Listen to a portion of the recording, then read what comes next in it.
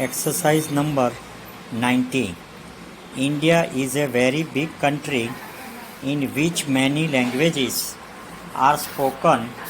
Particularly, every state has its own language and sometimes more than one languages are spoken in the same area. Some of these languages are English, Hindi, Punjabi, Marathi, Tamil, Telugu, Malayalam, Kannada, Urdu, Bengali and other. Besides these, probably the greatest number speak Hindi, which is also the national language, and their number is on the increase. The literatures of the various other languages have also been appropriately developed. Para.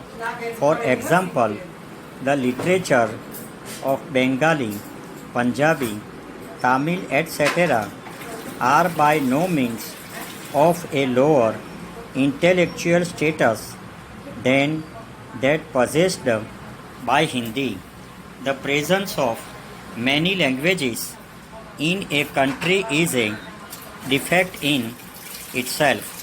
An increase in the literature of the various languages is an increase in the literary wealth of the nation itself. When the people try to develop the language that they speak and do not attend to the other languages, it is not a matter that is likely to cause concern to one who has interests of the nation at heart, but when the difference of languages becomes a pretext for tension between people speaking different language, then it does become a grave matter when one language is considered superior to the other languages which are considered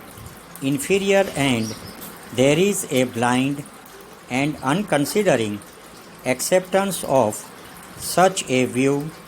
Like other aims, this linguism is also harmful for the national interests.